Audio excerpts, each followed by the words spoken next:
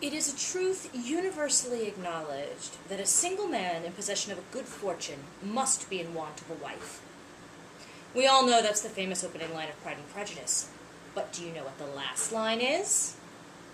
10% luck, 20% skill, 15% concentrated power of will, 5% pleasure, 50% pain, and 100% reason to remember the name. We all know the importance of the first line of a novel.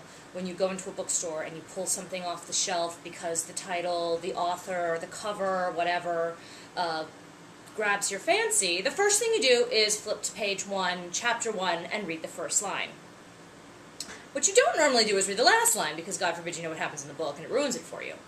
But I think that last lines are just as important as first lines. And so I'm going to share my top 5 favorite last lines in YA books for you today. You have to guess what they are.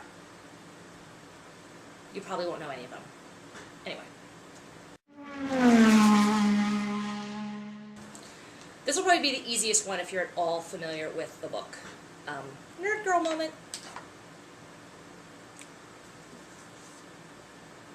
But they never learned what it was that Mrs. Whatsit, Mrs. Who, and Mrs. Which had to do, for there was a gust of wind, and they were gone.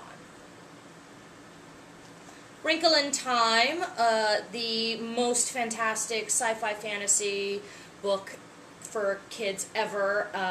It was the book that absolutely changed my reading life when I was about 12. I own it and The Wind of the Door and read them frequently.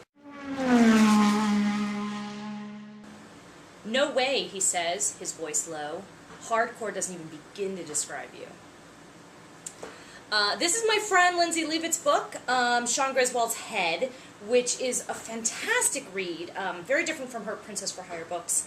And I read this last year, and I totally adore it. And if you're looking for a book with boy character that appeals to boys, but that girls will still love to read, I highly recommend this one.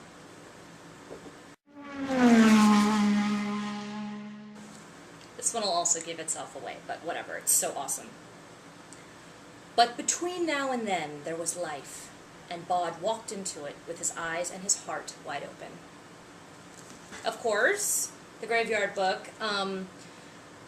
I can't read this book anymore since I started writing, because it makes me feel inadequate and like I should just chuck my laptop out the window and never write another word ever again.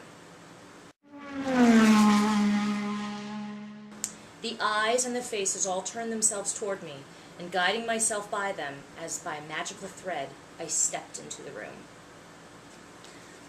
Sylvia Plath's The Bell Jar. Much like Catcher in the Rye, which was written before there was such a thing sort of as YA, and even though she's college age in this book, it's coming of age, it's coming to terms with sexuality, mental illness, expectations, your place in the world, both as a woman and as an intellectual, coming to terms with your talent. Sylvia Plath's semi-autobiographical book, I feel, should be a must-read for most teenage girls, because it talks very frankly about things that we all go through. And lastly, I take his hand, holding on tightly, preparing for the cameras, and dreading the moment when I will finally have to let go.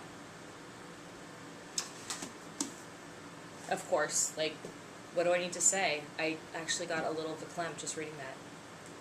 So those are my top 5 favorite last lines. It was sort of interesting researching for this blog, because I was originally thinking about doing first lines, but I've sort of done that before, and I thought, you know, it's the last lines that are the lasting impression, the last moment that you get from a book.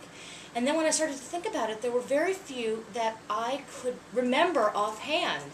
So I started pulling books down and looking at them, and it was my bookcase is a mess. Anyway.